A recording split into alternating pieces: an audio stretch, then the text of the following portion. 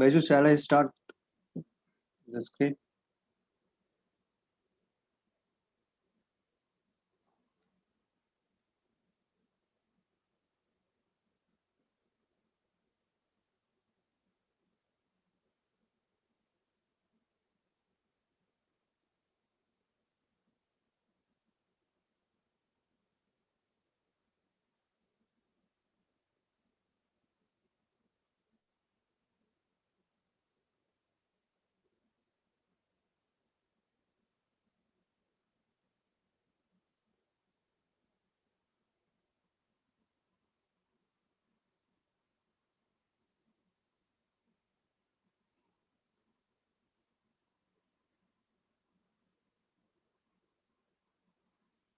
Baiju, are you able to hear me?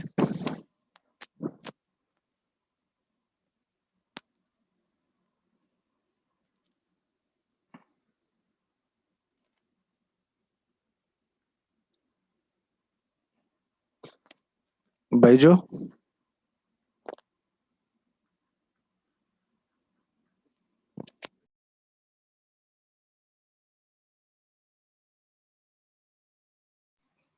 I think he has left. Now he will join. Some network issue. He will join. Left the meeting.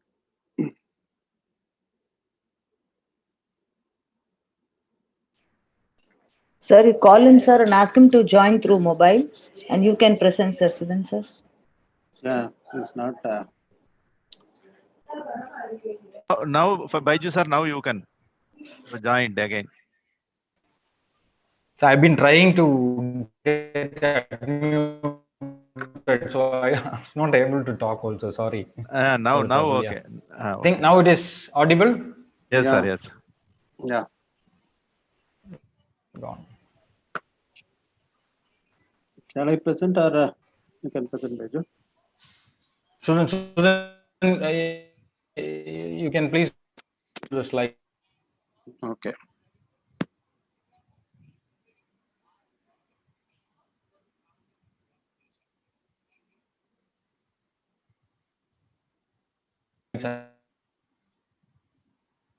I'll talk.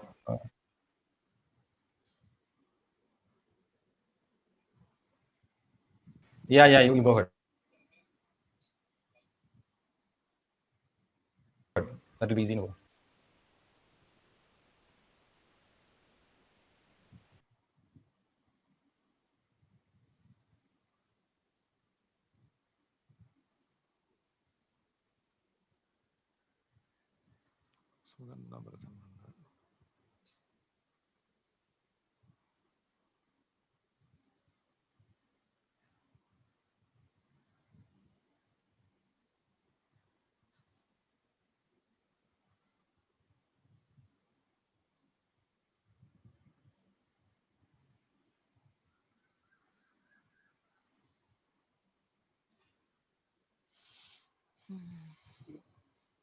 Baiju?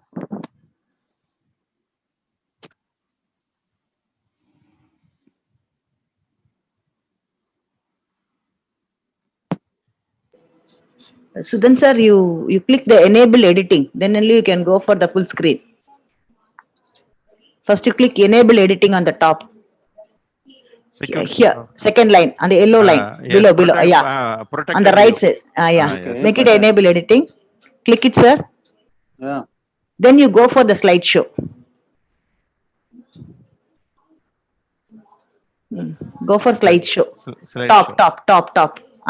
No, sir, slideshow. Here, home, insert.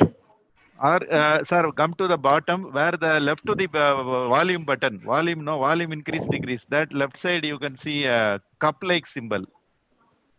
Cup. You click the cup. No, left side. Click. Correct.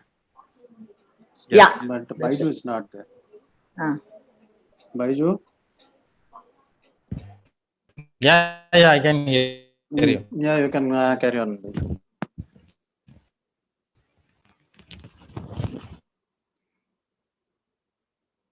The history of the feathered scavengers, which it was about 9,000 years before, which we have seen that rock inscription, which we said. The next slide. I mean, this was the rock inscription which I was mentioning, like where you have the T-shaped rock inscription.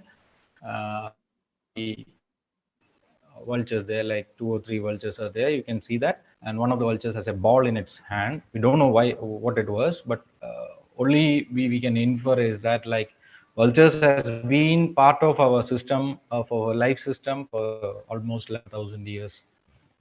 Then I'm coming to the next point, which is the cultural significance of Asian vultures. Next one. So when you come to the cultural significance of Asian vultures, you can next slide.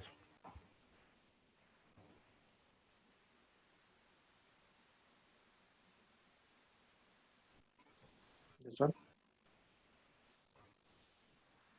So can you come to the next slide? Yeah.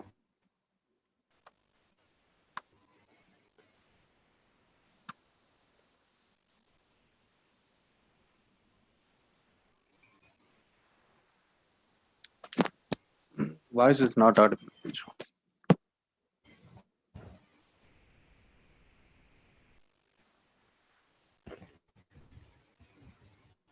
Biju, your voice is not audible. Not audible. Now it is audible. You can speak. Is it audible now? Yeah. Okay.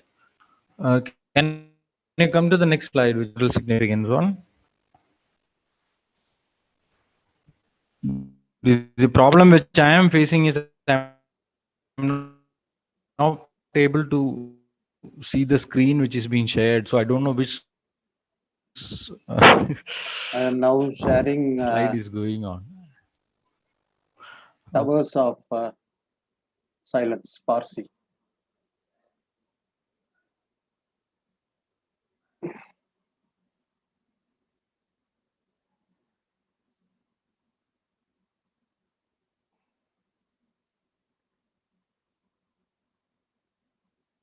Okay.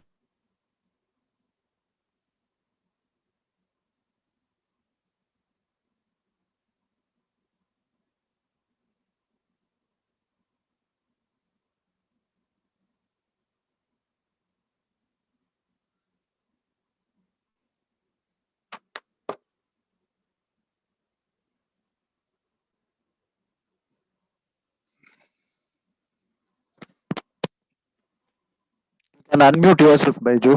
Baiju, you can unmute yourself. Okay.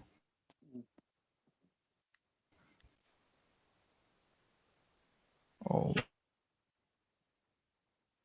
1 minute. Are you able to see the screen now?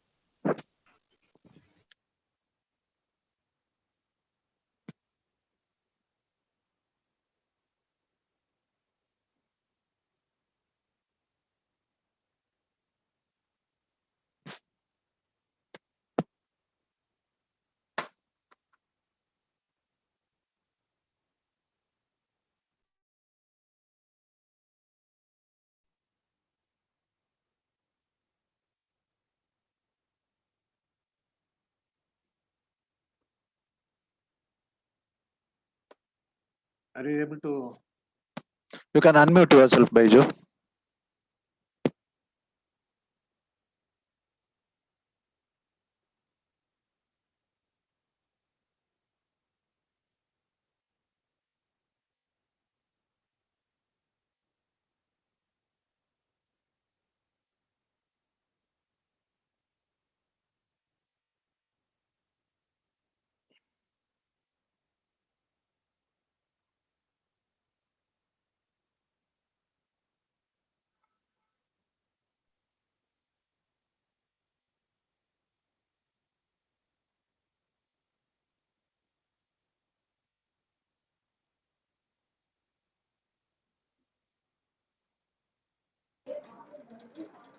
Baiju, you can unmute yourself.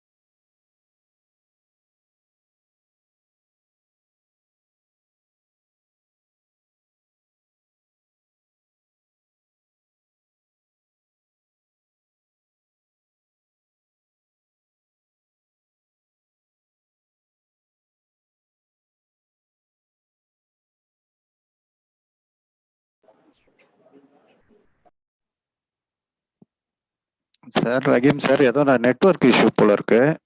அதான் sir அவரை வந்து மொபைல்ல இருந்து பேச சொல்லுங்க. அதுதான் madam சொல்லிட்டேன். ஆ. அதான் இப்ப வெளிய போயிட்டு ஜாயின் பண்றேன்னு. Let him go out and come inside again. He can join. ம்.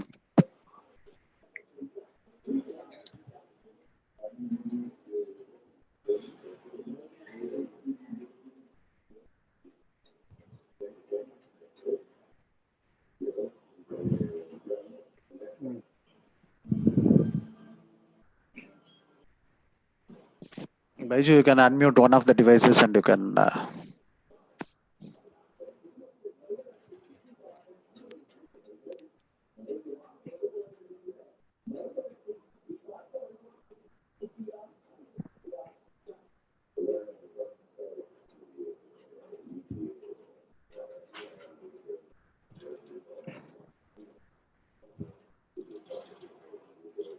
Baiju? Baiju?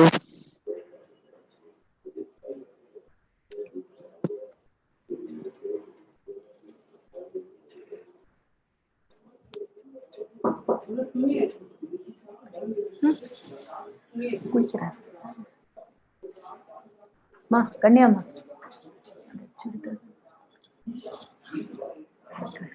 அன்மியூட் பண்ணிட்டு ஸ்டார்ட் பண்ணு பைஜு.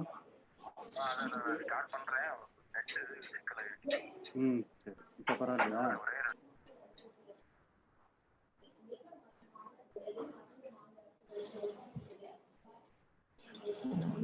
சார் நீங்க வந்து ஸ்லைட் நம்பர் சொல்லிட்டே வாங்க சார். அப்ப அவருக்கு கிளியரா புரியும். இல்லைன்னா அவரு பைஜுவையும் ஸ்லைட் நம்பர் சொல்ல சொல்லுங்க. நீங்க அப்படியே போட்டு வந்துடலாம்.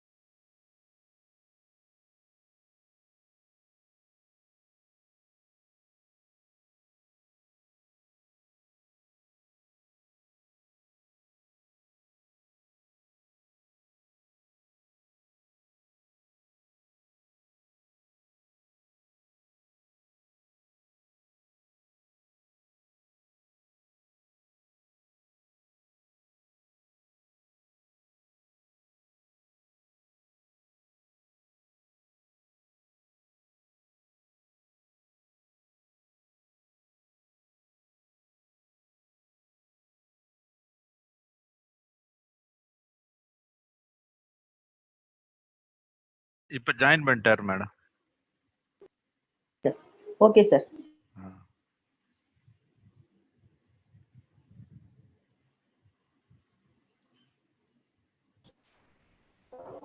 Okay. Yes, sir. Sorry for the trouble. No problem. I had my net is having a problem. So anyway, I'm sharing the screen right away. I don't want to waste my time. Is it Rahim visible sir, now? please resume the recording, sir. Yes, sir. Yes, madam. Sir Is நீங்க it visible, முதல்ல sir? அந்த sir இது நீங்க அந்த கீழே slide show வந்து இருக்கு பாருங்க. கீழே வந்து அந்த வால்யூம் பட்டன் மாதிரி இருக்குதா, மைனஸ் பிளஸ் இருக்குதா, அதுக்கு லெஃப்ட்ல பாருங்க ஒரு கப் லைக் சிம்பிள், அதை கிளிக் பண்ணுங்களேன். கீழே வாங்க. அப்படி அந்த வால்யூம் வந்து பிளஸ் மைனஸ்னு ஒரு இடத்துல அந்த ஸ்லைடோட பாட்டம்ல பாருங்களேன். இந்த 80% பக்கத்துல. ஓ இது சொல்றீங்க. ஓகே. அதுக்கு லெஃப்ட்ல பாருங்க ஒரு கப் மாதிரி. Yes, click the cup. Click. I thought F5. Okay. No sir, அது நல்லா கிளிக் பண்ணுங்க. ஃபர்ஸ்ட் இந்த சைடு இருக்குது. அந்த ஒரு கப் மாதிரி இருக்கு பாருங்க. It's like cup like symbol. பக்கத்துல 8 yes, that is the symbol. Yes, click sir. நல்லா கிளிக் பண்ணுங்க. பண்ணியாச்சு. இல்ல அப்ப திருப்பி இதுல திருப்பி கிளிக் பண்ணு. டபுள் கிளிக் இதுல பண்ணு. No, I'm getting the full screen here, but I don't know what's happening. We are not getting full present. screen. ஆமா. இல்லன்னா அப்ப நீங்க இப்படி பண்றதா இருந்தா இந்த ஸ்லைட்ஸ் நெக்ஸ்ட் ஸ்லைட நீங்க கிளிக் பண்ணிக்கணும் சார் உங்களோட மவுஸ் Oh, வச்சு. that I'll do, no problem. That yeah, I'll do. if you first slide means second slide you have to click the second slide. Third slide in the Yeah, அப்படி I'll left side. Is it sharing now? Yeah. Okay. So I'm extremely sorry for the trouble. Like almost 10 minutes I wasted for this. Thank you for the patience. Anyway, we'll start right away again. As I've been telling about nature's gift, vultures, biocleaners, and the importance of their conservation. I have changed the slide. Is it visible now? I just want to check before I scroll on. Yes, sir. Okay, thank you. So I mean, I've been telling. First, now I am seeing first slide, sir. If you First want to slide show only. the second slide, then let me see whether second slide is visible or not. You should click the second slide. Click the second slide. Click the second slide. This is the second slide. Is No, it coming? you have to click the second slide. Yes, now it is coming, sir. In this manner you can proceed, sir. No problem. Okay, sir. Okay. Same method you can follow. Right, sir. No problem. Okay. Right. Oh, right. Okay. Anyway, so we were talking about the history where we traced vultures about 11,000 years ago, and this is the T-shaped vulture pillar which we have seen in Turkey, which has been excavated long before. So based on these rock inscriptions, we are able to get an inference about the relationship between vultures and the earlier society which we had.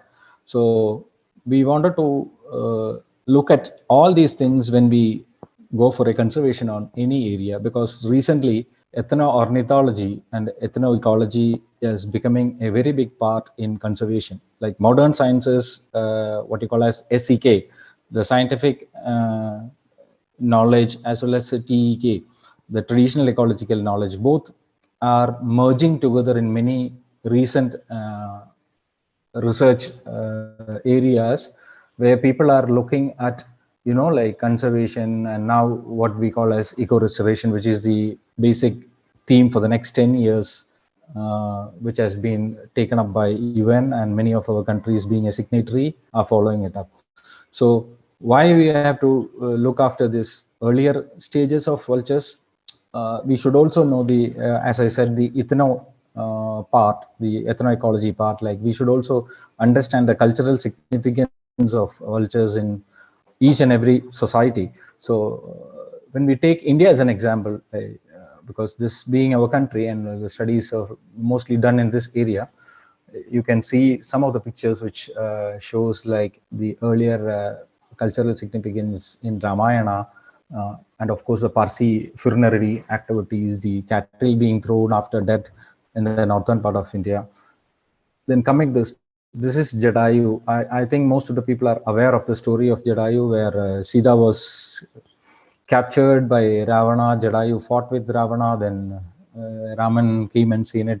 Just to make you understand, even in our Puranas, all these stories were there about vultures. Like another important aspect when we come across is the Parsi community in India. Parsi communities has got a place in India in Mumbai, which I think I've shown in the slide earlier. I'll just go through that. I mean, this is the Dokama, what they call as the Towers of Silence, where they used to sky burial. That means they used to put their dead body on the open, where vultures used to come in thousands and finish off the body in an hour or so. This was the tradition which Parsis has done for several centuries. Unfortunately, after the 90s, when the real decline of vultures has happened in our country, main vultures which used to eat is the Indian white-drummed vulture, which we call as Gyps bengalensis. So that happened, and you can see that this Tower of Silence is not only a part in our country. Like if you go towards the Middle East, you can see like Yazd in Iran, they have a similar structure, which is being done by the Zoroastrian community there. There also the sky burial process one. This, I think this is one of the most important ecological aspect of any ecological studies, like any living being going back to the nature. So culture has a major part in finishing off those dead bodies or dead remains of any human beings. But we'll be talking about that later. I just wanted to put an historical sense before we go into the real ones. And there has been a lot of literature and the descriptions of earlier this thing saying vultures have relation with the wars. There have been inscriptions in Egypt, Turkey, and all these old, like empires or old kingdoms. There have been a lot of war between groups or between kingdoms which happened earlier. And there have been inscriptions, like rock inscriptions, which have been excavated, shows that vultures were there in all their war inscriptions. Like if you find, say, some people fighting in a rock inscription, you will find 3 or 4 vulture pictures or depicted there in the rock inscription. And this photo is not from that. Just to make you understand, this is a 1993 photo taken by Kevin Carter. I think this photo has won the Pulitzer Prize in 1993. This is from Sudan, where war was going on and famine was there. Actually, this picture has given him a big applause throughout the world. He has the picture depicts in such a way that vulture is waiting for the kid to die so that it can eat. So this is one of the reasons that vulture has got all this, like negative images after that, unfortunately. But this vulture is actually a small one, Lemminger one, which is a very small vulture, that doesn't eat this much of a kid. Just for the information I'm saying. So coming on to the taxonomic position of vultures, there are two this thing we all know, like as birds, New World birds and the Old World. New World vultures are basically seen in the Americas, and the Old World vultures are basically seen in Europe and Asia. So I mean, these are the families there, but there is a bit of controversy there. Like it is not actually a controversy. Like Old World vultures are the vultures which are traditionally behaving like vultures, and New World vultures are vultures which are not traditionally behaving like vultures, except for their feeding and other things. So it is also a classic case of convergent evolution, because they have adapted themselves to suit their needs of food. And regarding vultures, there are 23 species of vultures in the world. This is the picture which you can see. Out of that, 9 are critically endangered. That means it is almost nearing extinction. So that is one of the reasons like vultures have a major role in our society or in our environment. So I'll just brief you about New World vultures. You can see it right from Canada to the tip of, I mean, in the north of Canada to the tip of South America. You can see both the continents there. Just imagine that. These are the 7 vultures which you see among the New World vultures. I'll just go through this so that you will be aware of what vultures are. There are 7 species of vultures there. And this is the biggest one or the largest one. This is the Andean condor, which can have a wingspan of up to 3 meters. You can just imagine extending both our hands itself is hardly 1.5 meters. So you can imagine how much big that will be, huge that will be. And the maximum weight of this vulture is around 15 kilograms. And another important or beautiful vulture among the entire vulture community is this king vulture, which is seen mostly in Central and South America. This is a beautiful vulture. Generally, vultures are not that beautiful to see and photograph, because bird photographs generally avoid vultures unless it is a rare bird to photo for them. And coming to the New World, the other 4 New World vultures which I have been saying is American black vulture, Turkey vulture, great yellow-headed, and the lesser yellow-headed. These are all very small vultures, just like our Egyptian vulture here, which is hardly around 1 or 2 kgs in weight. Okay, coming to the Old World vultures, which is our part. This starts from Europe and covers the entire Africa, through the Middle East and the Indian continent, extending up to the Southeast Asia. But we think like it's a huge area for a birds or a group of birds to be distributed. So we may think that these birds are widely distributed, but the fact is that the distribution of these birds is very less compared to in the sense like the numbers are very less. The population is declining in a major way in the last few decades, and this is going to a near extinction in many of the areas, which I think we'll be discussing later. And among the vultures, you can see 16 vultures in the old world vulture groups. Like these are the listed out 16 vultures. I don't want to name the whole thing.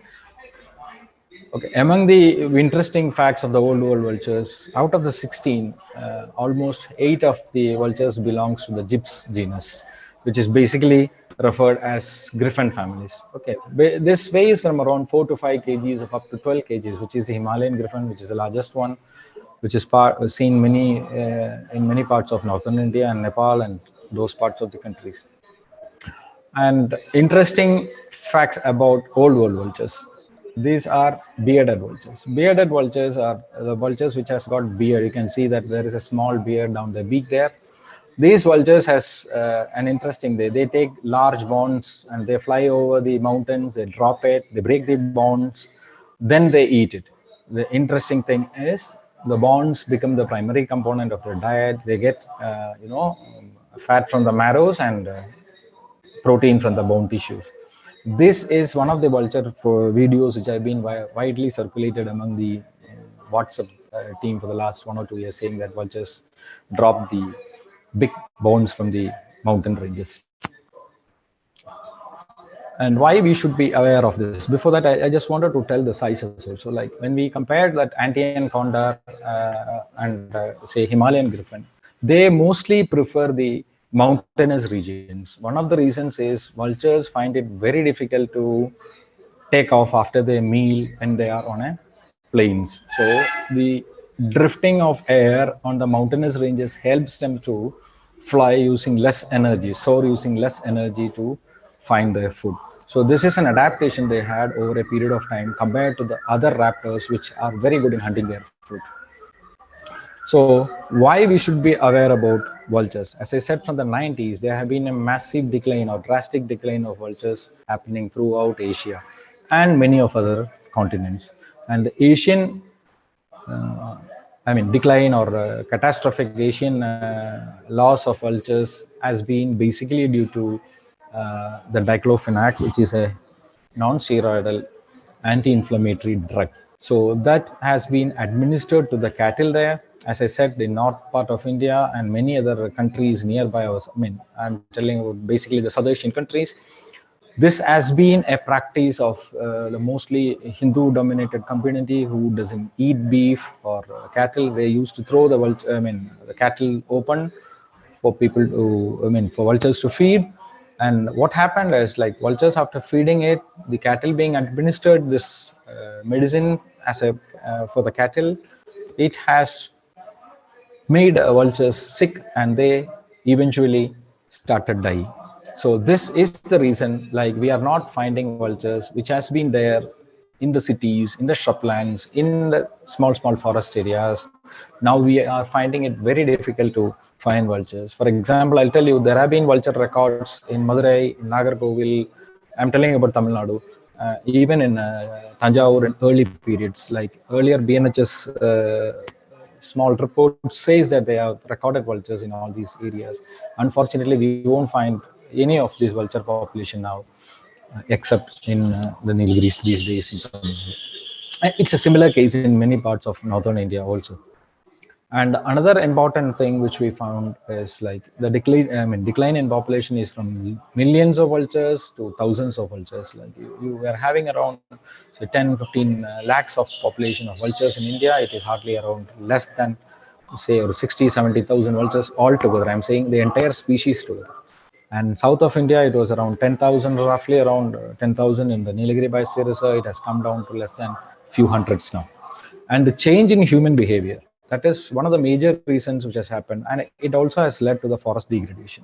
These two are related. Like, one part is, like, the agricultural practices has changed from the conventional method of sowing and rowing. Like, all these stuffs changed. Like, you have started using machines, mechanizations and come in. Like, so basically the cattle farming technique has been replaced by machinery technique. So once cattle is less, you don't leave it in the open for the vultures to feed. So less feed is one reason, and another reason is too much usage of pesticides in most of the agricultural lands, which also has entered the food chain and has impacted the vultures' life span in our country. Then another important thing, because of all these things, like like encroachment is a common thing which happens in our forest areas, and many of the forest areas has been changed over a period of times or over a decade of times. 1984. This is a classic example from Delhi. This area is the Timapur, which is an open area where used to dump the waste there. You can see thousands of ulcers in this photo. So, I mean, now we can understand why we are talking about this. Now you go to Delhi, you won't find one or two. I mean, you may find one or two either and there. You don't find thousands of ulcers as you were seeing it in the 80s. So it's hardly 40 years and we are seeing one species coming down to the verge of almost an extinction. Or not one species, several species, I'm saying vultures as a group. So coming to the Indian scenario, you have got 9 species of vultures in India. One is the griffin vulture, which is also the Eurasian one. Long-billed is the Indian vulture, then Himalayan vulture, cinereous vulture, the bearded vulture, red-headed vulture, also known as the king vulture in our area. It is not the same as the South American one, but this is also then the smallest one is Egyptian vulture. Then you have the most common one in our area, which is white-rumped vulture. Then another one is slender-billed vulture. The IUCN status has given the ratings there. You can see that which all are going to be in the extinction plan. The population estimation recently done as also shows that this is the declared one by SAVE. I mean, you can see the critically endangered vultures there, the numbers there. Numbers are hardly 6,000, 10,000, 1,000 and all. So you can imagine like lakhs of vultures has declined to around thousands recently. And coming to South India, which happens to be our area of interest, you see basically 3 species as mostly resident, like red-headed vulture, white-rumped vulture, and long-billed vulture, which is the Indian vulture. And there are Egyptian vulture we see very, very less, but in some parts of Karnataka and others, they are resident. So I have put this basically from the Moyar side, which we are studying. And recently there have been recorded by cinereous vulture by Samson, Himalayan by Praveen, and Eurasian by Gajamohan. These people have documented these vultures in Moyar Valley of Tamil Nadu. This is about red-headed vulture. So those who are interested can just go through this. It's also called the king vulture. The classification and other things are shown. This is the biggest one which we see in this area. This is a white-rumped vulture. Again, you can see the classification. I just wanted to give this is the Gyps indicus, which is the Indian vulture, or also called as a long-billed vulture. They basically nest in the rocks. The other 2 vultures in the trees. This is Himalayan griffin, which I said. This comes as a migrant. You see 1 or 2 every year roaming around south of India. And Egyptian vulture, they are very less, and they usually come for few days here. Some vulture stays over in Moyar. We see there for a few weeks sometimes. And cinereous vulture, this is a very rare vulture which we've seen in the recent past. So, I mean, this is the area where we were working, like Moyar Valley in the Nilgiri Biosphere Reserve. You can see that the red mark area is the tri-junction of Karnataka, Kerala, and Tamil Nadu. And these 3 are the major vultures, I said, like red-headed vulture, which is a king vulture, white-rumped vulture, and the long-billed vulture or the Indian vulture. Right, this is the landscape in map. You can see that there is a Nagarhole Tiger Reserve, which is very famous for tiger photos and other things. Bandipur is an adjacent one. These 2 are in Karnataka. Mudumala and Satyamangalam in Tamil Nadu, and Wayanad Wildlife Sanctuary in Kerala. This constitute the entire belt of vulture population, which has a viable breeding center here. And the interesting part is Mudumala and can they mute it? Thank you. The Mudumala and Satyamangalam, you have a common link. Like I'll come to that. That is a point where we call Moya. This is the map. Blue colors is the waters there. You can see that the big water body which joins with the other river, which is the Bhavani River, and there is a dam over there. And that is one of the areas where you see a lot of vultures soaring in the sky in this part. Just to give a picture, this is the Moyar Valley taken from the highest peak in the Ooty side. You can see that a small line in the center bisecting both the hillocks, and that is the Moyar River.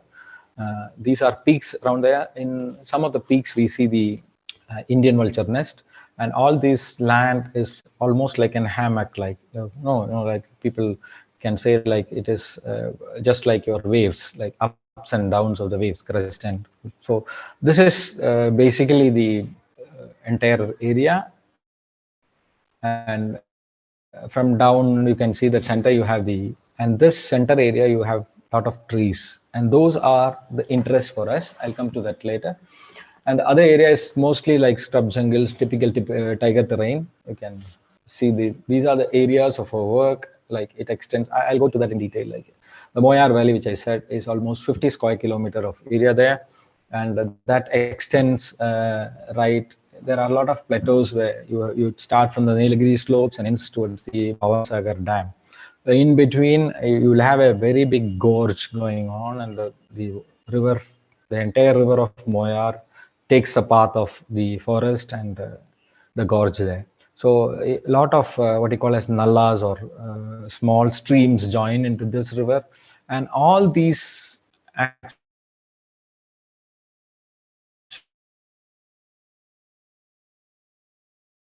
actually helps in better population in this area now.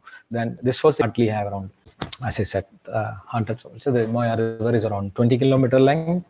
And there are a lot of tribal colonies over there, like tribals who have been there for centuries there.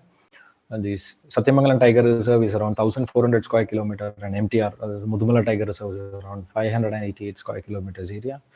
And it has been extended now, the MTR. Earlier it was 321 kilometers, that is the core area. Now it has been extended recently in the last 2 years. So the buffer zone of the Mudumala Tiger Reserve has most of our activities going on. We'll come to that. And as I said, the population in Moyar Valley, which is the area where we were looking at, in the 90s, as I said, like there are a lot of white-rumped vultures and long-billed vultures, and there have been a decline of 97% throughout India, and that happened here also. BNHS has documented it in widely, and they have taken a lot of steps regarding this to be taken to the higher level. I'll come to that. And the population you can see in Moyar Valley has dropped by 99.9% for white-rumped vulture. It is almost 100%, and then it slowly recovered, but not entirely recovered, at least maintained some of it. And as we said, like the major impact was due to diclofenac, but there are a few studies by Dr. Ramakrishnan and team which says diclofenac was not the only reason, and that is also true in our experiences. So diclofenac being a major thing for livestock eat or carcasses being fed by vultures for its decline, maybe in North India, but here also it has happened. It is not that it has not happened here, but there are supporting contributions for the decline. And at present, what is happening is like these critically endangered vultures are also facing other big things. Like there are feral dogs which are eating on the carcasses now, and the number of dogs is drastically increasing in this scenario. Not only here, throughout India, it is increasing. So the waste disposal, which vultures used to do it in a most beautiful way, in the sense like they don't even leave a small bit of thing to be disposed or used by anyone else. So that was a clean property of vultures to finish off the carcass. Now dogs have taken over. They are not good as vultures to doing that, and they are in touch with the public. So there are a lot of other diseases which also is coming up. So just to you can see that feral dogs had increased by 30%. So, like rabies is increasing in India, and dog bites and other threats are also increasing. This has become a common feature in India when vultures were not there. You can just imagine the Delhi picture where thousands of vultures were seen. Now it has been replaced almost everywhere by dogs. So to control this,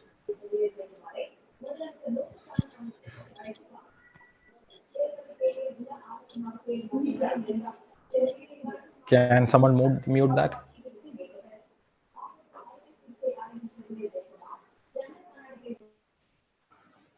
Thank you.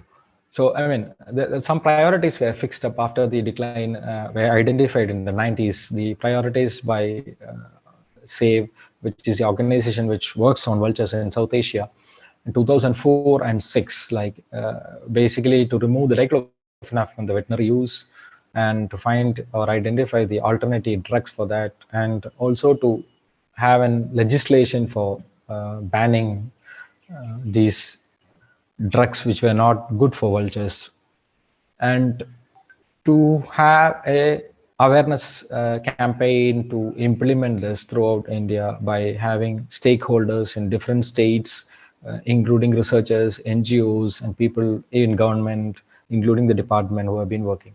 Then the next stage was establishing artificial breeding program, which BNHS and RSPB has done, and with the help of some central zoo authorities, and they are taking care of all these things. I'll just brief about that in later stage, okay?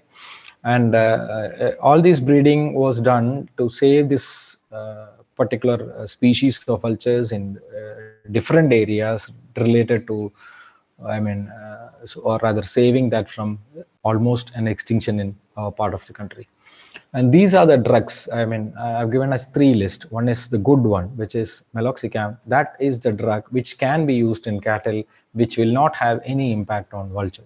So this is the thing which has to be followed, and the rest is bad. You can see the list of thing from diclofenac to nimacide. You can see the NSAIDs which have been used, which are unknown. In the sense, like, we don't know whether it has any impact on vultures or not if they eat on the cattle. So that has to be proven. So, technically speaking, we should stick at least with one alternative drug which can be given to vulture and which will not have any impact, which can be given to cattle, which will not have any impact on vultures, so that we should avoid this. So, these sort of awareness things are done.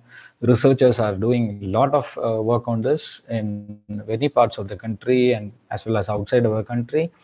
And there are a lot of literature available on this. If anyone is interested, they can go through that. And this is the reason of, white-rumped vultures. You can see that gout and no gout picture. Basically, once vultures eat diclofenac, they will have this white patch in their viscera, and they will die off due to kidney failures. This was the reason, why vultures was dying because of diclofenac. And there have been a lot of conservation in situ and ex situ measures, which has been, as I said, like national bans have started. Veterinary diclofenac bans happened in Pakistan and Nepal in 2006, followed by Bangladesh in 2010. And it was repeated in Iran and Cambodia in 2016 and 19. And we also have banned it later. I just wanted to say that. And still, human diclofenac vial size has been restricted by 3 ml now. In 2015, as you know, like a lot of pharmaceutical companies has done a lot of cases against advocates of vulture conservation, and many of the good-hearted people who wanted vultures to survive in our country has taken it up, and finally the Supreme Court has upheld this case in 2018. So diclofenac is still available for human usage, but only in 3 ml vials. This is the reason for, if any doctors are there, they should understand this is the reason. And the other ones is ex situ. As I said, like, there have been breeding centers coming up in many places. I'll give you a list of breeding centers in the next visit. BNHS has been doing an extremely good job, like with Prakash and team and Chris Bowden and team. Everyone is working on those aspects. Without a team effort of a lot of people involved from different parts of the country and outside, it will not be able to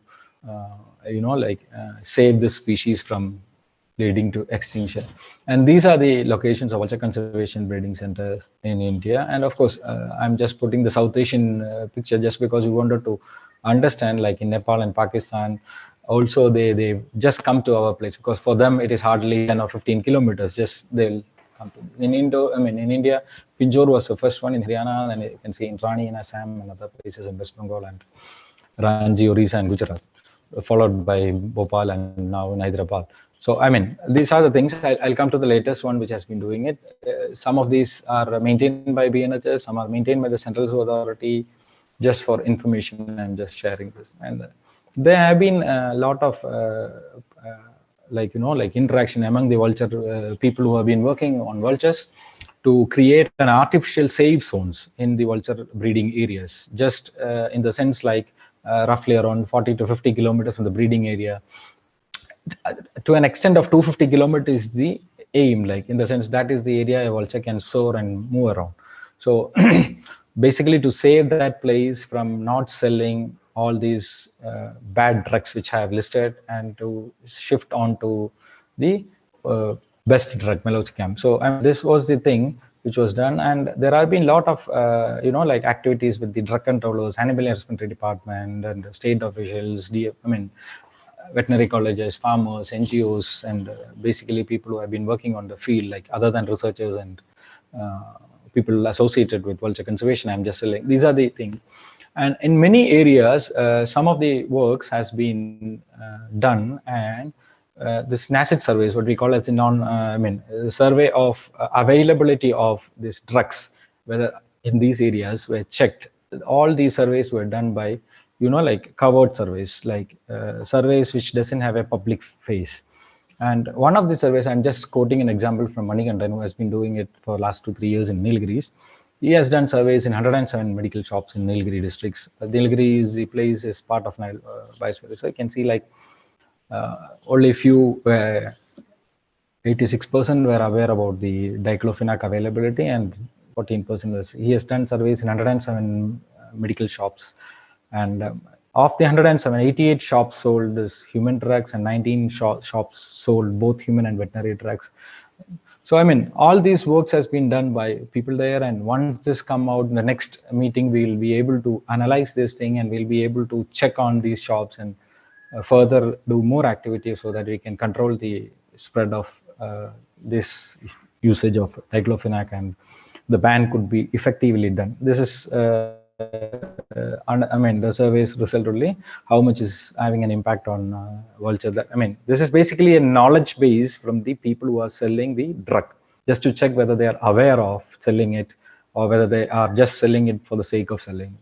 And you can also know, like the medical shops, how much of people are aware of the NACID sale and other things. These are all things under cover survey after the initial target of achieving a vulture safe zone was trying to be implemented, which is not actually basically with the help of government. It is this private, or rather not private, the people who have been working on vultures trying to do that and making aware of it. Slowly it is they're bringing the government also as a stakeholder. I'm not saying government as such in the various wings of government. It is not one person who can decide. There are a lot of various stakeholders, as I said, because with all these people together. So we finally ended up having a South Indian vulture conservation working group with all the state stakeholders of South India here. You may find all people from Karnataka, Andhra, Telangana, not Pondicherry, Karnataka, Tamil Nadu and Kerala. All people have started working. Similar working groups are established in other parts also. They are also doing like every year. This was done actually just 1 month before the COVID lockdown last year, and unfortunately we were not able to further process with that. You can see Ajay Desai, Ajay Desai was also there, part of WWF, who done excellent work in elephants. He is no more. He passed away due to COVID recently. Not due to COVID, a heart attack during the COVID breakdown. Just for an information I'm saying. So all these stakeholders have come. That awareness was done in schools, even by school children. So they used to do awareness. These are all areas where vultures are seen, and these are tribal schools, or the areas where tribals are there, or tribals children are getting educated. The basic reason is like they are more aware than the people outside the those areas where they can understand what we are saying, and they will be giving us more details or more knowledge about what they see about vultures. Okay, and just going into this, these are the basic things which we have done. So I mean, in South India, I just wanted to show you some pictures because I don't want to run too much into the academic part. So I just wanted to show some of the pictures. This is the white-rummed vulture. This is around plus 90%, 95% of the vultures seen in our area, like Moyar Valley. Like, and they nest in mangifera trees as well as this Terminalia arjuna trees. And the nesting is basically from the trees will be taller around 30 to 60 feet. The nesting starts from 14 to around 30 feet.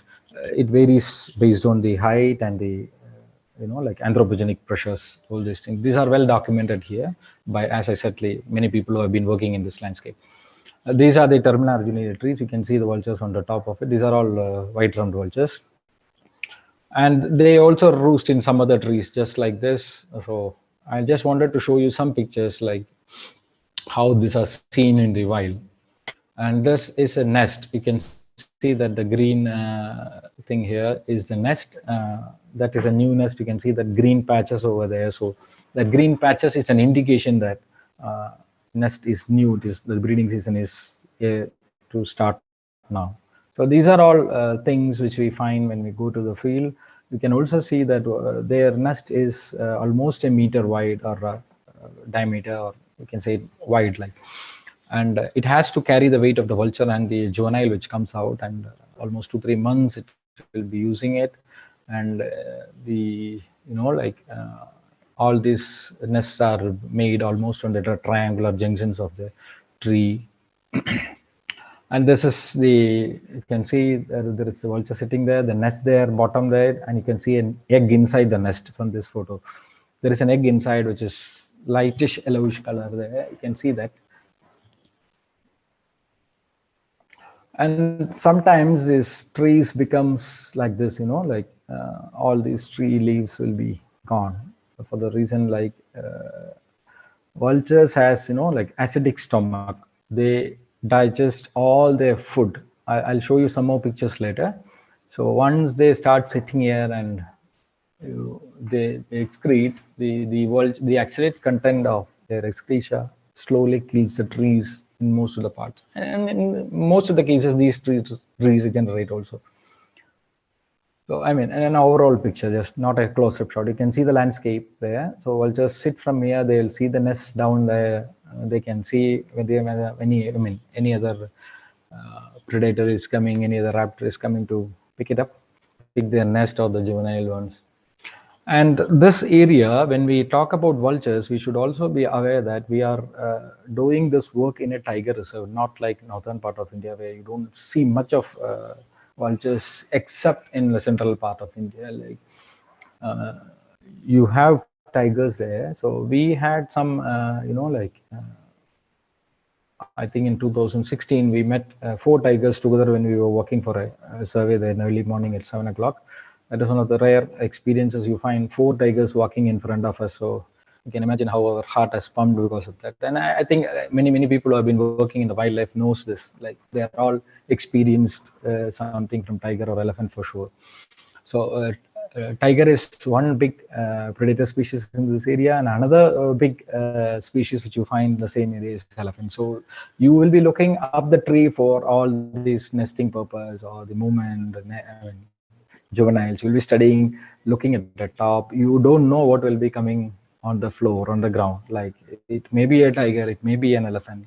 These are all good experiences other than research when you do in those areas. You can see this landscape there. You can see 4 tigers in that photo. I'm not sure whether it's visible clearly, but the entire landscape has, these are the 4. This is the first time I am seeing in my 20 years life on that time. 4 tigers together in a. So tigers kill, like gores in that area, and this will help us give some food to vultures. Basically, vultures eats on this carcass. Except the fact like that the landscape has changed. I'll come to that. The vultures will come like this. They will just, sit the entire top. On the top of the carcass. You'll not be able to see the gore or the cattle or anything like this. The vultures comes in hundreds. That's the only one. So I mean, they'll finish off in few hours time, sometimes in an hour's time. These are all camera trap pictures from those areas. Another camera trap picture here. And I mean, when we are talking about the southern side, I just wanted to tell about the north side also. I mean, this is just for a brief, like this is the Himalayan griffon vulture, which we have taken from Himachal Pradesh on the way to, I think, Rohtang Pass in JNK. I mean, you can see this Himalayan griffon vulture. The next photo is interesting. Like you see, like you can see the snow-clad mountains on the side. Just to make sure that where it resides, basically, right?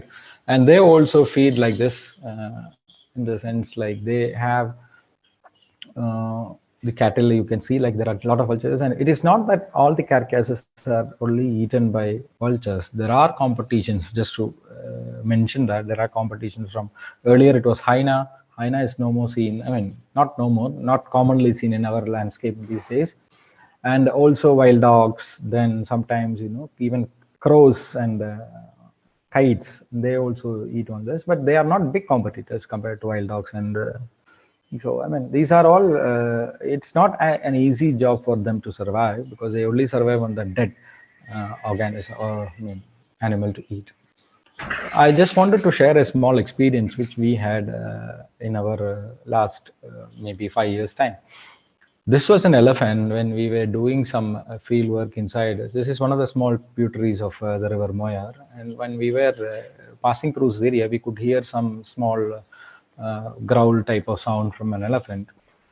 And we finally found that it was laying on this river. Like we don't know what happened, but we found that it was not able to move. We came and touched it basically, and it was just like wagging its tail and also just moving its trunk towards us, but it was sensing us by the tip of the trunk, but we're not able to move. So we understood it had an injury somewhere, so maybe it had fallen from the rock, which is not visible in this photo. So we informed the forest department, and they came. They tried to help him. This was the way they tried to help him, to lift him up, and not him, her, lift her up, and all these efforts were done. And finally, actually, she passed away. Like the elephant was dead the next day. So it was left, and a decision was taken to leave the elephant carcass open for vultures to eat, which is a difficult choice. But once the department and the veterinary doctor who inspects the carcass decides that it can be given, like it doesn't have any other diseases or anything, so they'll open it up, they'll allow the vultures to feed.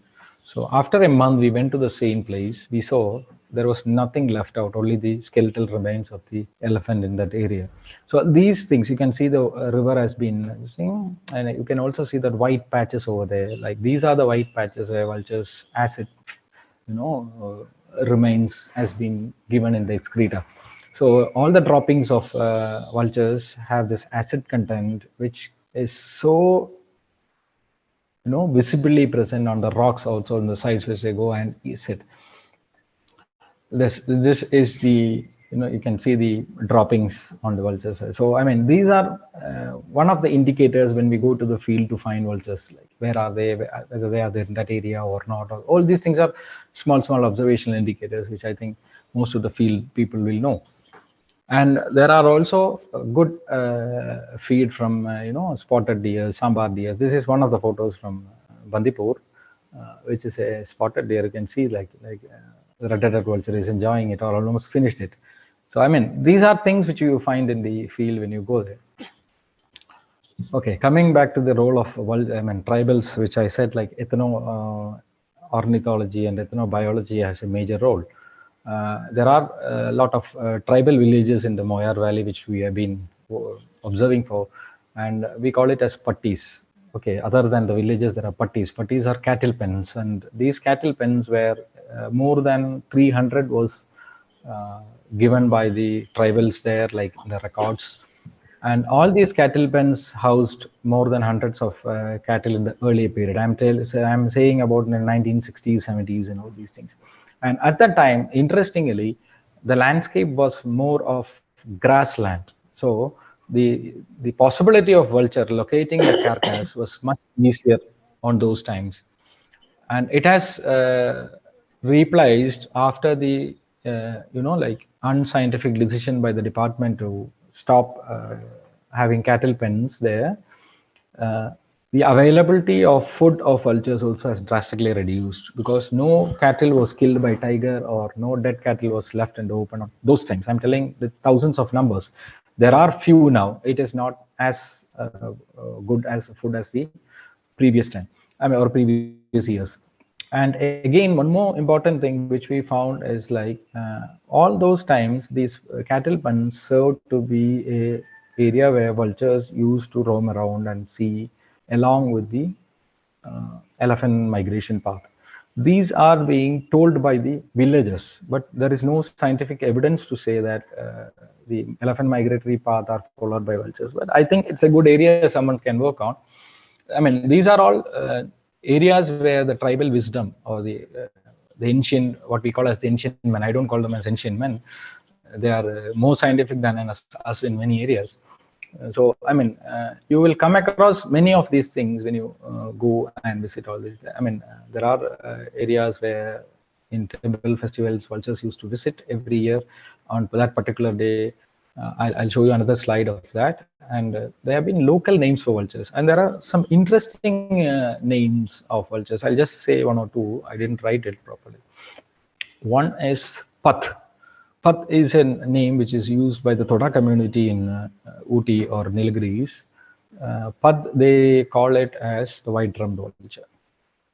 Okay, then they have Kosh, that is another name. That is what they call as Kosh is the Mudiorgar. Mudior means the people from the old, in the sense like their grandfathers or forefathers.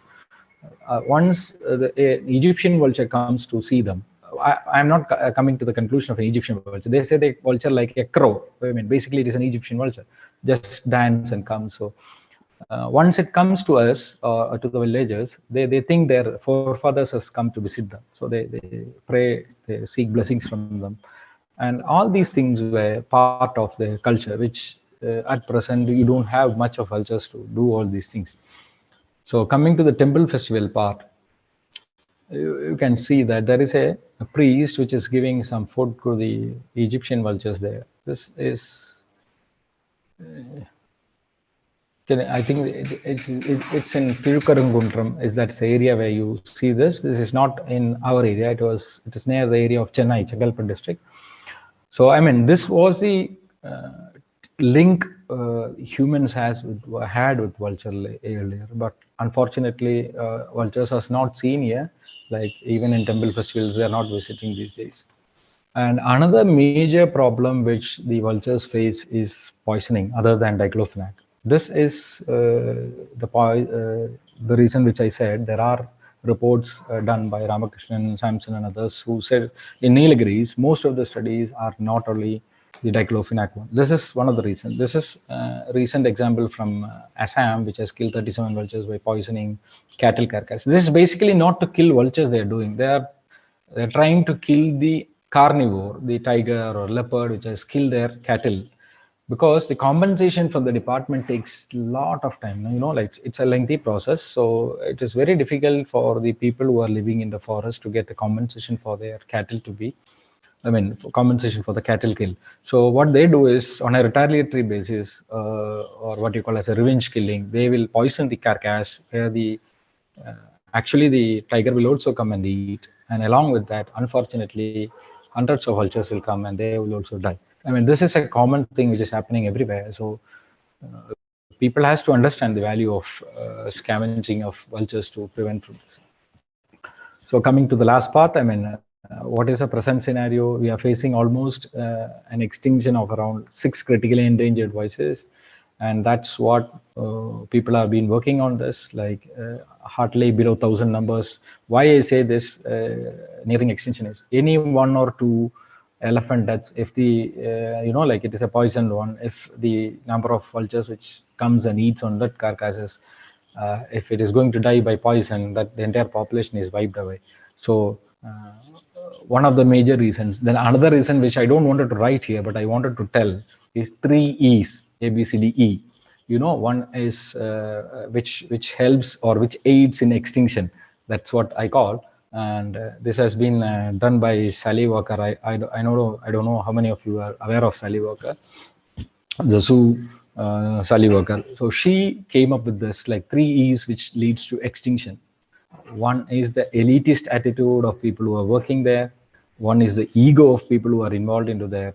And another E is, can anyone say, like, at least text me. I just wanted to put the third E for a, okay, elitist, ego, and the third one, right? And also, I mean, when what has happened in the present scenario, the recent good news is like, even in the COVID time, February 2021, there has been a national ban on ketoprofen in Bangladesh. That has been a major achievement in the southern side of Asia. And government has also declared new breeding centers, or rather proposed to be one in Karnataka, Tamil Nadu, Tripura, UP, and Orissa. I don't know when this will come up, but these are the things which has been proposed. So possibly in one or 2 years time, you can see. And there have been releases of satellite tagged vultures from Haryana and Orissa in the last year by BNHS. I think like 8 was released in Haryana and followed by 10. So all these, like captivated or rather artificially breed vultures has been started to release, which is a positive sign, and they have been satellite tagged, so they'll be following it up, like whether it is being killed or migrated to any other places and things like that. And the decline is happening because in the present scenario is happening. One of the major declines in northern part of India recently is the electrocution in the power lines. Like this is not a major one in the southern part of India, but this is a major happening in the northern part of India, especially in like Rajasthan and Gujarat belt, where you have open, open forest, if you could call, or dry forest like. And another one, as I said, is the loss of food sources through hunting on vultures and other, like ungulates, like deers and other things have been hunted. So the real food for vultures is not there. Then, as I earlier mentioned, the farming techniques which has changed from, like the traditional tilling process to the modern machines, and also the usage of pesticides. That is a major worry in most of the areas, I mean, forest areas and the fringe areas. And of course, directly through hunting in the sense, like in most of the areas, vultures are still a bad omen. So they will kill the bird. Sometimes this is used like black magic. The legs are good, these are good, and all these things are happening everywhere. Then poisoning, as I said, it is not the direct poisoning, it is a bad poisoning for a carnivore. And also the usage of drugs, which I said already mentioned. These are the things which are happening now. But the positive news is slowly the governments are banning other drugs. So it may be a time, but I don't know whether we'll be able to see this in next 10 years time in southern part of India, where we have hardly around 300 numbers to altogether. So we still hope there is some left in the valley of Moyar to see us in the southern part of India. North part, I think most of the people are. Why southern part is not much taken up is because of this small number, or maybe because people doesn't have this much of numbers in to study and do things. But still there are few people who are doing good job here. I should thank every one of them who have been doing a good job in the Valley of Hope, which is Moyar, for the vultures. So for my travel experience, I come up with a book recently that last this is a book which is available in Amazon. So thanks a lot for giving me this opportunity to talk about vultures. So I think that's it for the day. If anyone has any queries, please go ahead.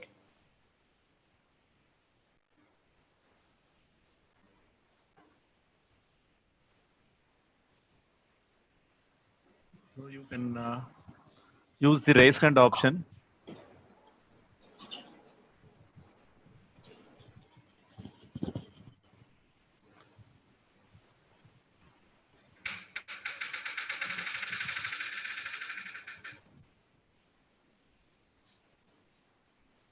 If anybody wants to clarify any doubts, so you can use the raise hand option.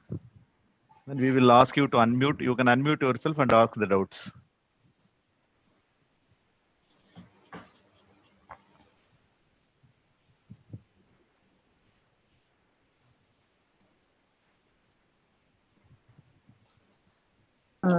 Thank you, Baiju sir, for your highly informative lecture. I have a query. Is there any conservation program that has been going in Nilgiri biosphere, especially in Moyar, in the Mudumalai Wildlife Sanctuary area? Yeah, madam. That's what I said. Like, this is the program which I think the breeding center is also going to come up in MTR, Mudumalai. That is the proposal for Tamil Nadu government. Okay, And okay. apart from that, already the continuous monitoring is happening there. Like, as I said, like a lot of people are involved.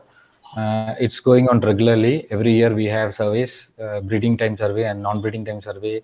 And there was a plan for having a synchronized survey, which happens to be along with Karnataka, Tamil Nadu, and Kerala.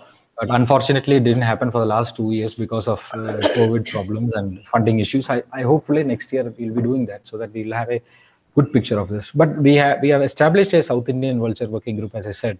So I think that will help in like pooling all the people with different interests into this. Okay, okay. And another query is how come they use diclofenac for cattle, sir? Diclofenac used for cattle?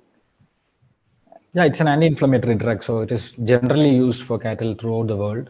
Okay, okay. And they've been using it here now. I mean, it is banned by the government of India. Okay. And usually it is, even though in human use also, when we use diclofenac, it causes kidney failure. So doctors don't prescribe it. When you have any pain and all, they say don't take this like diclofenac continuously. It is just like SOS where 1 or 2 tablets, that is enough, they will say. And in human also, it is proved that it causes kidney failure.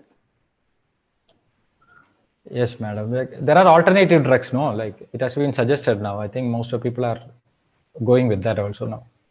Yeah, it's only a matter of time, like people get aware about all these things. Yeah. Awareness should be created among public. Yeah. That is one point that has to be taken forward. Yeah, that is continuously be done by groups like Arlagam and even researchers who have been working on that area. They are talking to the villagers there. That's continuously done. Mr. Rajesh Kannan.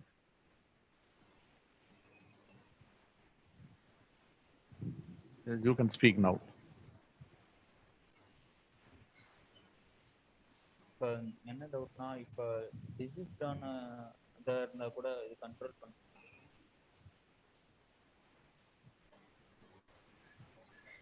So I didn't hear him properly. Can you repeat the question, sir? கொஞ்சம் சவுண்டா பேசுங்க Rajesh Kannan please.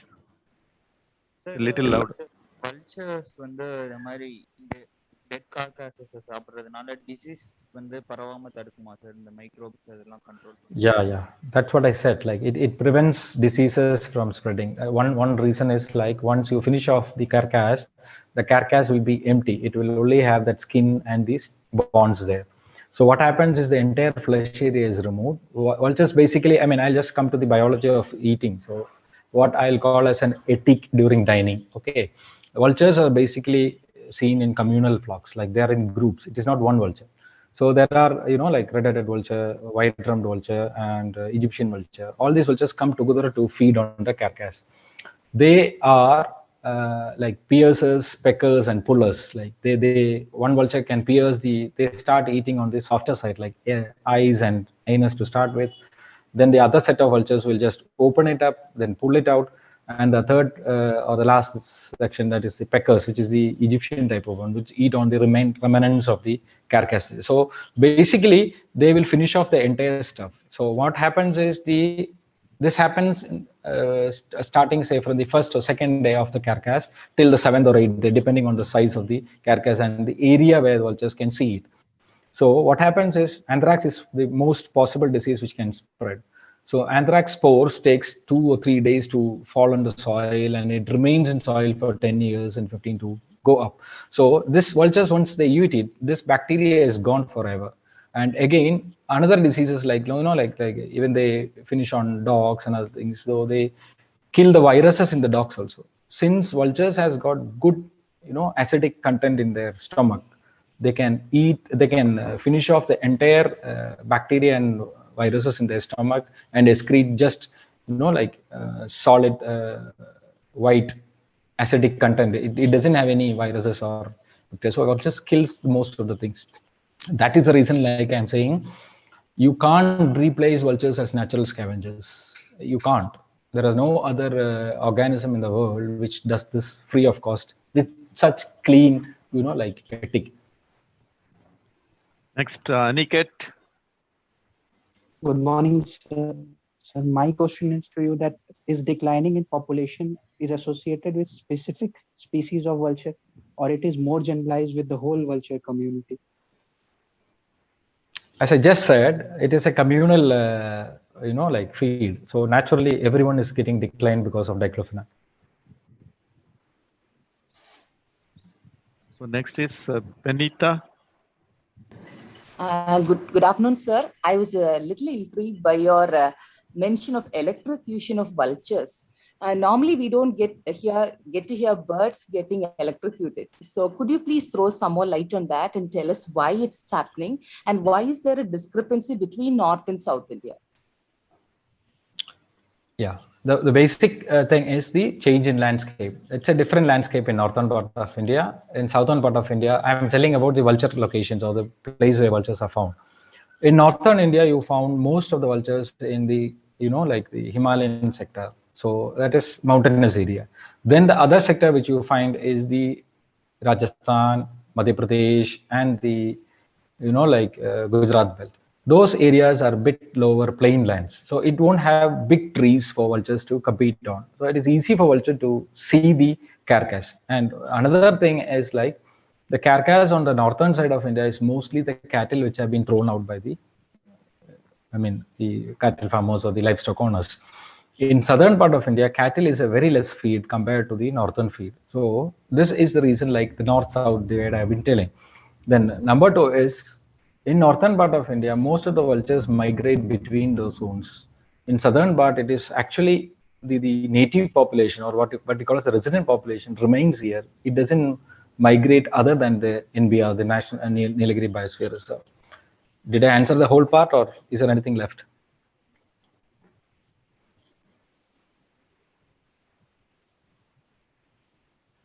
Oh, sorry. She asked about the electrocution. Sorry, madam. Okay, I just remembered. The electrocution part is basically you have a lot of power lines going in the, like, because it is open in the areas there. In southern part, most of the vultures are restricted inside the tiger reserves or near the tiger reserve. So you don't have that many power lines compared to what you see in the northern part of India. This is one reason. Number two is, like the talents which is used on the top of the huge power lines, 11 kV and other things. These are like vultures get struck their wings on those.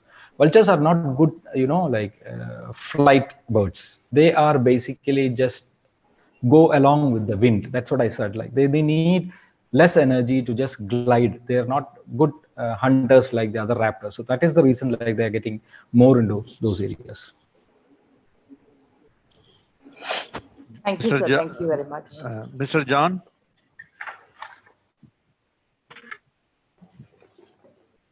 Yes, you can unmute now, Mr. John.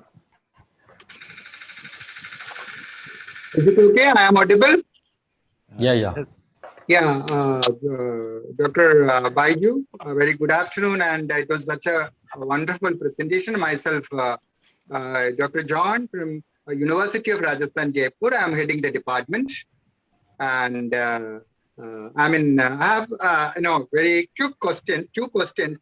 Number one, I would like to know what about the vultures' breeding behavior. I mean, how they feed the little ones. As they, as you said, they just depend upon the carcass. Number two, my question is, are there any, choice for those, vultures? Only they feed on the mammals, and if in that also, is there any choice, even with reference to the species? I'm just asking. Okay, sir. That's a good question. Like the breeding behavior, I'll tell you, like they feed the juveniles, like they have the crop, like the crop holds almost 20% of the body weight of that vulture. Say, suppose that vulture is around 12 kgs, like Himalayan griffon, 12 or 15 kgs. They can feed up to 20 kgs of their body weight. And that is the reason that I said it is essential for vultures to have a good air drift for them to take off after the feed.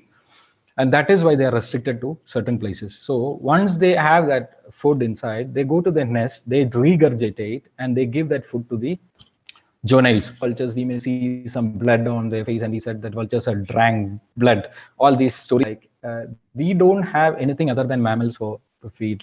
But there are cases of vultures. I am not telling the vultures which are seen in the American ones and other things. They also feed on like small insects. I mean. Reptiles or amphibians. Even some vultures are found even to feed on fruits. These are also there. But on a commonality basis, we are assuming, or in the sense like we have taken it with like out of the 23 vultures, maybe around 20-21 vultures are only feeding on carcasses of mammals. Okay, thank you. I have one more quick question. Is what is the clutch size actually, and how many eggs they lay at a time? Egg is actually one per year. Sometimes once in 2 years they have that egg. So I mean, if they miss the breeding season, they won't do the egg for that year. Good. Thank you very much. Maybe I'll be in touch with you, in coming days. Yeah. Okay. Yeah. Thank you. Sir. Thank you. Sir. Mr. Vignesh. Thank you, sir. Am I audible? Yeah. So thank you for the very informative session, sir. I have doubt about do these vultures form coalition groups with other scavengers or other species of vulture, and do they have a pecking order while feeding, sir? No, basically they don't have a pecking order with other. They will fight. They'll be aggressive when other scavengers have come to their part. So that, and also between them they will have that. No, the size matters. So the big.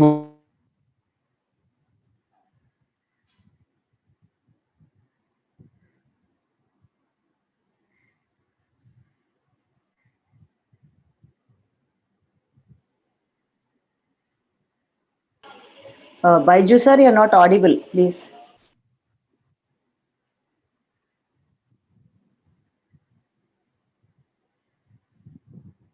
Can you again answer that last question?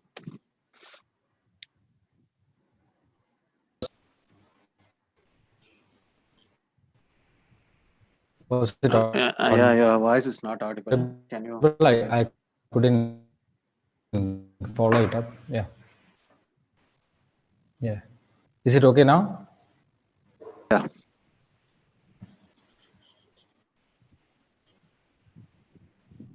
Any more questions? Was there any other question? I couldn't hear it for a few minutes.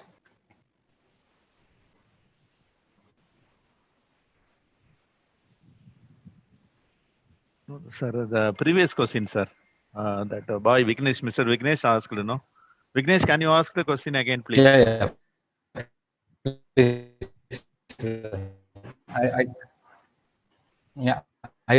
I couldn't. Am I audible, sir, now? Yeah, you are audible. You can reply again, Baiju, for that question. Okay. What I said is like among scavengers, there are fight when you have the carcass there. So basically, vultures, if they are in a very big, less number of, hyenas but they share like in the night. Most of these scavengers, other than vultures, visit the carcass in the night and they have their food. That's the first part. Second part, among vultures, they have a fight initially if the food is not so big to eat. And size does matters, as I said. Sometimes a bigger vulture get a big share and the smaller one gets it. But mostly they ensure that most of the vultures eat into the small things. Okay, sir. Sir, can I ask one more question, sir? Yeah, please. Sir, is there any preferred habitat for vultures, or can they live in places where they find plenty of food? That's a tough question for me to answer now because Vultures have been seen in cities, scrublands, as I mean, started when I told that. I mean, they were seen everywhere. Now they are restricted because of n number of reasons. Like you don't have a city where you find vultures now. It is not only the habitat or food. Now there are less numbers for them to, like to spread to other areas. And as I said, they don't have like as your ducks lay 5 or 6 eggs. They have only one egg in a year. Sometimes one egg in 2 years. So you won't find that population coming back as soon as what we think. It may take time or it may vanish forever. Thank you. Madam Sulochana, madam.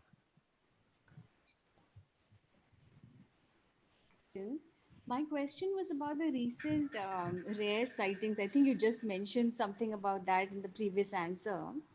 So I think in Maharashtra there was a rare sighting of a vulture, and then again in Anakatti, Coimbatore, a few months back, I think there was a sighting which caused a lot of excitement, I think, in the birding community. So what could be reasons for this? Is it a sign of them looking for food, or is it an expanding population? It's basically stragglers, no? Like they when they start migrating, they may slip to some areas. So that's very common. Like even in migratory bird studies, which BHNS is doing for shorebirds, waders, you find like, for example, I'll tell you, ruddy turnstone, which is basically a shorebird, which is only seen in the shores of any islands or seashores. That has been sighted recently in Coimbatore by one of our friends, Gajamohan. And if you go with that, if you look at the sighting of those birds, it is basically because of the drift due to a storm or a heavy rainfall, which pushes them away from the shore to the inland. Similarly, as I said, they are not good flyers. They are basically drifters. So if the air current is sometimes on this side or this side, you can see maybe their soaring area is up to 250 kilometers. So like you see in a Coimbatore area is hardly 40 or 50 kilometer area in air from what I am saying, the breeding areas. So it's very common to see all this. It is not a shifting of population, or even inside the Moyar area, which we are studying, we are seeing shifting of nesting areas. So that itself is an interesting thing. You don't find the same nesting area every year. There may be few nests, they will use it the next year, but there are shifting of nesting areas. That is lot of, like local things comes in. One is the disturbance of the nest, which is a very major thing. Two is like, there are a lot of, like the undergrowth, like lantana and other things are growing up. So you don't find food from where they are. So they are living close to, or they are trying to live close to the human community there, where they find more food. Okay, sir. Thank you. Thank you. Then again, Aniket. Good morning, sir. Sir, my question is to you that which adaptation compelled them to become better drifter than a flyer? Food, nothing else. Because they are basically eating on dead ones. They are not hunting. So they need to use less energy to drift and find, or soar and find the food. If they use their energy for finding the food, they will not have that energy left out. So that's the basic adaptation they have.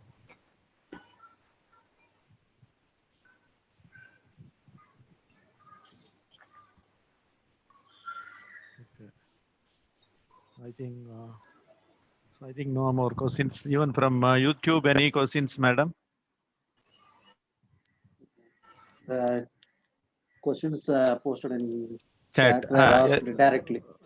Okay. Many of them they have asked it directly. So no questions from chat also. So Can you tell the? Okay, sir. So there are no questions. Any other questions from the chat box also. So we can. I think. Can we? Can I talk for 1 minute? 1 minute before I close. Yeah. Yeah, I mean, initially because of this problem in networking, I was not able to thank the principal, the HOD, Sudan, and Dr. Abdul Karim. So I'm glad that all of you have done a wonderful job to make things available, and also the patience which the entire participants showed for the last half an hour or 1 hour. I don't remember exactly how much time it took. and also the 10 minutes which we goofed up. Sorry for that, but hopefully I think people have enjoyed this. Thank you. Sir. Now there is a formal vote of thanks from our faculty member, senior faculty member, Dr. Meena Madam. Dr. Meena Madam, please. Very good afternoon to all. It's a pleasure to thank the speaker of the day, Mr. H. Baiju, who has done extensive work in the field of vultures. And as from his talk, we had concluded that the vultures are the important part of, they play an important role in the food chain as scavengers. And he also has told about the decline of what are the reasons which causes decline of these vultures by way of using these the anti-inflammatory and non-steroidal drug, as well as use of pesticides, and by also electrocution. And he has stated the reasons behind it. He has also studied about the breeding of these vultures, the occurrence, and it was quite interesting, sir. Thank you for your neat presentation. I also take this opportunity to thank the principal, Dr. Krishnan, Presidency College, for giving us this platform to share the thoughts by this webinar. And I also wish to thank the technical support rendered by Dr. Abdul Rahim sir. In spite of all the constraints in the technical issue, we had successfully conducted this webinar. And I also thank the organizing secretary, Mr. Sudan, Associate Professor, Department of Zoology, for organizing this seminar. And I also wish to thank Dr. Sivakumari, HOD of Zoology, Presidency College, for being the convener for the webinar of today's Environmental Day. I wish to thank all the professors and students from other universities and colleges for actively participating in this webinar and for the valuable questions and the questions which has been answered by the speaker. And I also wish to thank the students from Department of Zoology, Presidency College, and I also wish to thank the professors of Presidency College, as well as the department faculty members. To name the faculty members, Dr. Kalina, Dr. Sumit Rose, Dr. Indra Vincent, Dr. Jay Kumar, Dr. Indra, Dr. Murali, Dr. Mohan, Dr. Seely, Dr. Jay Kumar, Dr. Karthikeyan, and thank you all for this, attending this webinar and making it a grand success. I also wish to state the UN General Assembly, which has proclaimed the UN Decade on this ecosystem restoration 2130. And the take-home message of this webinar is: prepare yourself this year and take a stand to support and show your love for the environment. You plant more trees around your areas, you clean up local beaches, save and use less water, buy energy efficient appliances, recycle your e-waste properly. So this is a take-home message which you can you can contribute some amount of your work towards this ecosystem restoration 2021-2030. Thank you all. Thank you, sir. Thank you, Meena, for the wonderful. Thank you. Thank you all. Sir, the feedback form will be sending through email. Yes, sir. Email. Feedback link will be sent through the registered email ID for all. Once you fill up the feedback, you will get the certificate, e-certificate. That will be sent tomorrow. Okay. Thank you, sir. Thank you. Thank you. Shall we conclude? Yes, madam. Thank you, sir. Thank you, Baiju, sir. And thank you, HOD, madam, and all. Sudan, sir. Baiju, thank you very much. Thank you, Baiju, sir. And I thank Sudan, sir, for... Thank you, everyone. For roping in Baiju, for a wonderful person to give such an interesting topic. I think more students will be taking up this work, field work, and they'll be working. Hope it all goes on well. Thank you.